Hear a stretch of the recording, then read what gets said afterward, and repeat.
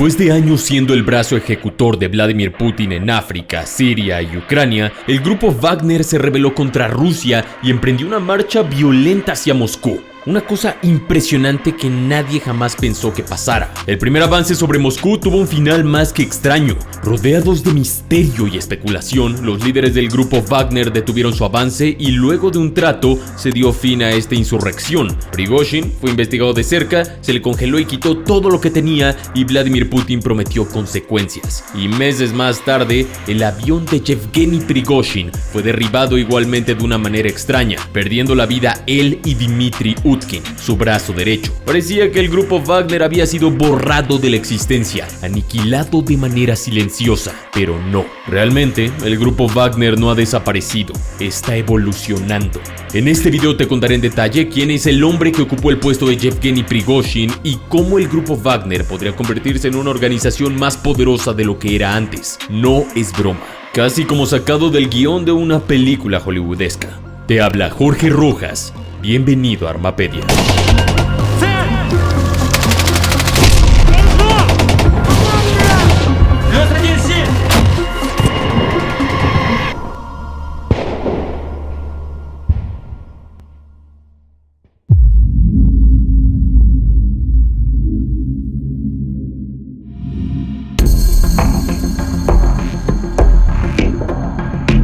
Para no hacer tan largo este video, no ahondaré en tantos detalles de quién es el grupo Wagner, ni su completa participación en Ucrania, ni su insurrección contra Vladimir Putin o el derribo del avión del antiguo jefe Yevgeny Prigozhin. Si quieres saber en detalle quién es el grupo Wagner, te dejo un video sobre eso en la descripción. Pero este video es más para los conocedores de este tema, así que, primero que nada, déjame presentarte a Anton Yelizarov, alias Lotus. Nacido en 1981 en el Oblast de Rostov, en tiempos cuando Rusia era la Unión Soviética, Anton Yelizarov formó parte del ejército ruso durante toda su vida adulta. A los 18 años ya se había graduado en la escuela militar. A los 23 ya era comandante de un pelotón aerotransportado. Tras más de una década de servicio militar a Rusia, Anton Yelizarov fue expulsado de las filas del ejército ruso, acusado de delitos contra la propiedad. Una muy larga historia. Pero ese no fue su final para el ejército ruso propiamente dicho, sino que es probable que Yelizarov se integrara a las filas de Wagner en 2015 o 2016, adoptando el indicativo Lotus y el número M0136. En su trayectoria con Wagner tuvo un papel activo en operaciones militares en Siria, donde se cree que sufrió una herida en una de sus piernas. Entre los años 2018 y 2019 ejerció como instructor en la República Centroafricana. Para el año 2021 asumió el mando de una unidad de asalto en Libia y lideró el asalto a la ciudad ucraniana de Soledar y a la ahora devastada ciudad de Bakhmut. Por su trabajo y victorias se ganó el título de Héroe de la Federación Rusa y otras distinciones entre las autoproclamadas repúblicas de Donetsk y Luhansk. Después de que el grupo Wagner viera sacudido su mundo en agosto de 2023 con la muerte de Yevgeny Prigozhin y Dmitry Utkin en un aparatoso y supuesto accidente aéreo, se sospechó que Lotus había asumido el mando del grupo Wagner. Por su parte, los restos de Wagner negaron esa información, quizás porque era falsa o quizás porque a Anton Yelizarov le convenía más liderar desde las sombras, sobre todo después del destino que habían corrido los últimos comandantes de la organización conocidos públicamente. Otros indagaban que el próximo líder de Wagner sería el mismísimo hijo de Yevgeny Prigozhin, Pavel Prigozhin, de solo 25 años de edad. Pero creo que es evidente que no tiene la experiencia, la edad o el poder para liderar un grupo de semejante tamaño e importancia para toda la Federación Rusa. Todo esto nos lleva a que, según fuentes oficiales de Wagner, Anton Yelizarov, alias Lotus, había asumido el papel de máximo comandante del grupo Wagner. Cuando Yelizarov desapareció, las especulaciones surgieron con fundamentos sólidos días después de que fuentes rusas reportaron inicialmente su ausencia. La incertidumbre sobre su destino era palpable. No estaba claro si había sufrido algún incidente. Algunas teorías sugerían que podría haber caído en desgracia ante Vladimir Putin. Otras conjeturaban que quizás había sido asignado para liderar las fuerzas de Wagner en un frente lejano, en algún conflicto no revelado o en un giro aún más sombrío, que podría haber sido asesinado, víctima de algún líder ambicioso dentro del grupo Wagner que aspiraba a ascender al máximo liderazgo. En cualquier caso, sería casi imposible localizarle en el futuro si no quería que le encontraran, y en su lugar decidió o tuvo que desaparecer en los rincones más oscuros de la escena paramilitar rusa. Pero resulta que a principios de febrero de 2024, Anton Yelizarov hizo lo que nadie esperaba. Se puso delante de la cámara por primera vez desde la muerte de Yevgeny Prigozhin y Dmitry Utkin, diciendo lo siguiente: seguimos trabajando en el continente africano y seguimos trabajando en Bielorrusia por el bien de Rusia. Trabajamos con éxito. Me encuentro en la sede del grupo en los campamentos cosacos. Estamos construyendo un campamento para que puedan llegar y establecerse las nuevas unidades que se formarán, que pasarán a formar parte del cuerpo de voluntarios de la Guardia Nacional de Rusia. El campamento sigue creciendo y construyéndose. Estamos avanzando hacia nuestros objetivos. Los lugares para el alojamiento y las comidas están listos para las llegadas. Quiero decir al pueblo de Rusia que siempre hemos defendido y defenderemos al pueblo de la Federación Rusa y los intereses de la Federación Rusa, y lo haremos en cualquier parte del mundo. Avanzamos hacia nuestros objetivos a grandes pasos y con la cabeza bien alta. ¡Carajo! Esto cambiaba el panorama completamente y había muchas cosas interesantes en este informe. Hay mucho que desentrañar aquí, pero leemos directamente la declaración de Yelizarov porque proporciona la visión más clara. La admisión de que el grupo Wagner ha continuado su trabajo tanto en África como en Bielorrusia no es necesariamente una sorpresa para todos, pero con esos grupos en África operando ahora en gran medida por su cuenta, y ten por seguro que vamos a hablar de ellos por separado en un momento, resulta revelador que Anton Yelizarov siga considerando a los destacamentos africanos de Wagner como parte de la misma estructura de mando. Pero aún más importante es la confirmación de lo que los servicios de inteligencia occidentales sospechaban desde hace meses, que el grupo Wagner está volviendo a sus operaciones en todo el mundo y posiblemente incluso en Ucrania. Bajo un nuevo estandarte, Anton Yelizarov, alias Lotus, explicó que su campo de entrenamiento, aparentemente bajo el nombre de campamentos cosacos, en referencia a los cosacos del pasado ruso, ferozmente independientes y de élite militar,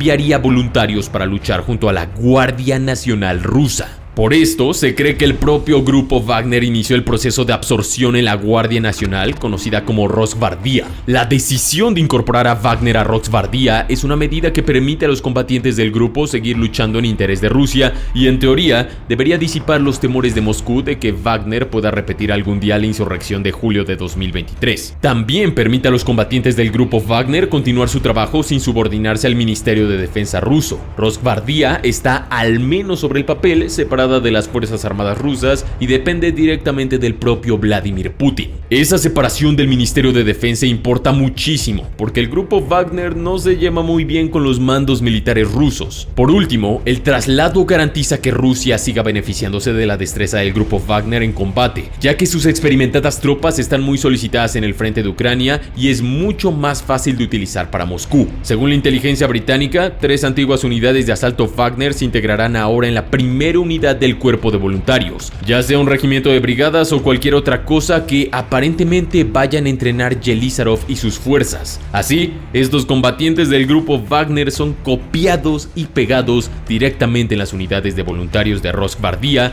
y enviados de vuelta a los frentes de Ucrania. Algunos de esos combatientes y de sus compañeros voluntarios también se dirigirán a África para cumplir contratos de 9 meses en el continente africano frente a los 6 meses en Ucrania. Tan interesante como el nuevo lugar de Wagner en Rusia, la arquitectura es el lugar físico donde parecen estar instalados estos campamentos cosacos. No en Bielorrusia, sino en la propia Rusia en concreto. Se cree que están en la región u oblast de Rostov, en unas instalaciones compartidas con los cuarteles de la 150 División Rusa de Fusileros Motorizados o junto a ellos. Se cree que Wagner es popular en el oblast de Rostov, donde los lugareños aparecieron en video animando y haciéndose fotos con las tropas de Wagner en la capital regional Rostov del Don.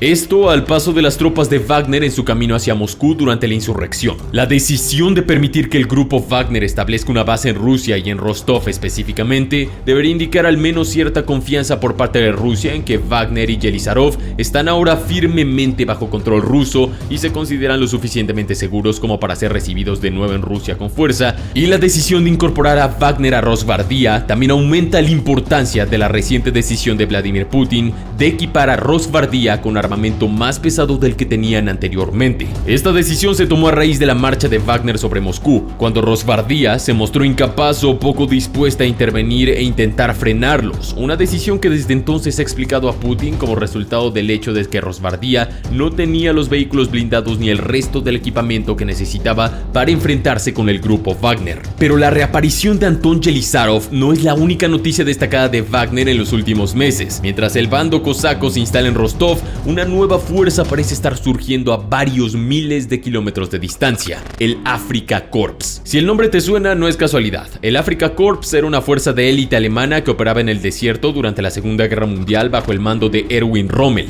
y esta nueva organización rusa parece haber adoptado coloquialmente ese mismo título. Ahora bien, tradicionalmente las operaciones en África se han considerado con bastante firmeza como dominio del grupo Wagner, porque no era técnicamente parte del ejército ruso. Dieron a Rusia un poco de negación plausible de sus operaciones en la región, a pesar de que Wagner estaba allí bajo las órdenes de Rusia, protegiendo los intereses de Rusia. Por supuesto, no seamos tontos. Entre esos intereses se encuentran yacimientos petrolíferos, minas de metales preciosos y gemas, y regímenes gobernantes amigos en una serie de naciones africanas, todas las cuales Rusia quiere proteger, pero ninguno de los cuales Rusia quiere ser directamente el responsable. A raíz de la marcha de Wagner sobre Moscú, partes significativas de Wagner han sido castigadas o incluso expulsadas de Rusia, pero los contingentes africanos del grupo han seguido trabajando, lo que ha llevado a algunos expertos a especular sobre si realmente formaban parte de un grupo Wagner cohesionado o se habían convertido en señores de la guerra locales, rindiendo tributo a Moscú, por supuesto. La llegada del Afrika Korps cambia ese cálculo en gran medida. El nombre es solo coloquial, pero la propia organización paramilitar es una creación del Ministerio de Defensa ruso, y aunque técnicamente sigue siendo una operación paramilitar,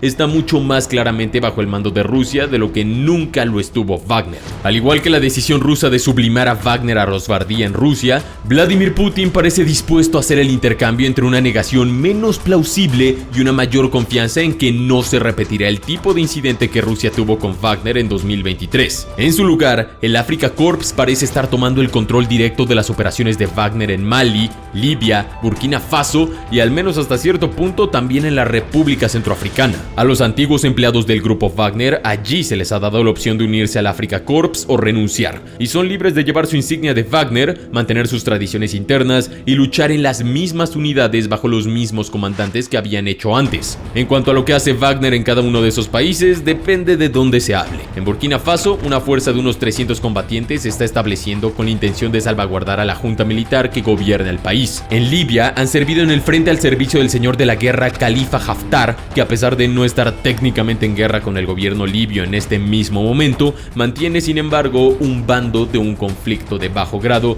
que no ha cesado realmente desde el final de la Segunda Guerra Civil Libia. En Mali, el grupo Wagner ha estado trabajando horas extras para apoyar a una junta militar gobernante contra los insurgentes en la región del Sahel, y se sospecha que el grupo ha estado implicado en algunas actividades muy cuestionables allí, incluida una ejecución sumaria masiva de malienses. Y en la República Centroafricana apuntalan el régimen del presidente Faustin Archange Touadera y mantienen una fuerte presencia militar, vigilando las minas de oro y extrayendo metales preciosos a través de empresas mineras de su propiedad o bajo su control. Con cada uno de estos subgrupos ahora bajo el mando del Afrika Korps, es probable que la presencia de Rusia en el continente no desaparezca pronto. Mientras que las fuerzas de Wagner en la República Centroafricana pueden resultar difíciles de controlar debido a su tamaño y riqueza, los demás parecen estar cayendo en la línea con bastante pulcritud y con una presencia rusa sostenida y estratégicamente organizada allí. Además de Mali y Burkina Faso, las naciones de Guinea, Níger y Gabón están gobernadas por juntas militares tras una serie de recientes golpes de Estado, y al igual que Mali y Burkina Faso, estos golpistas podrían estar dispuestos a pagar más por su propia protección. Y tiene sentido. Se cree que el líder de la República Democrática del Congo, Félix Tshisekedi, está tanteando la posibilidad de asociarse con el grupo Wagner. El líder de Chad, Muammar Déby, se ha reunido recientemente con Vladimir Putin y posteriormente ha prometido que, entre comillas, muchas cosas cambiarán y varias otras naciones del continente están activamente en guerra o lidiando con insurgencias violentas que el Afrika Korps podría ayudar a suprimir. El 8 de marzo de 2024, el Departamento de Estado de los Estados Unidos clasificó al grupo Wagner como una entidad asociada con actividades malignas de Rusia en África.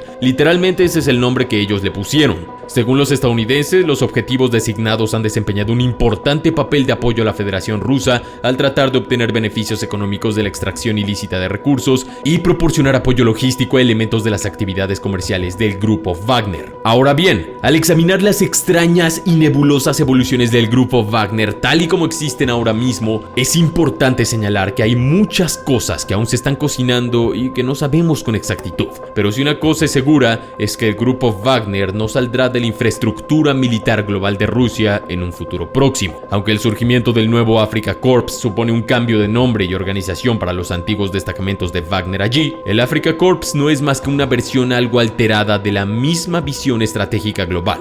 Wagner, siga llamándose Wagner o no, seguirá activo en la protección de los intereses rusos en el extranjero.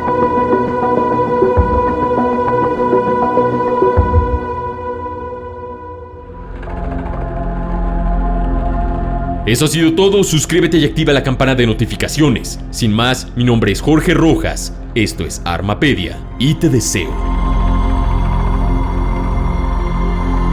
un excelente día.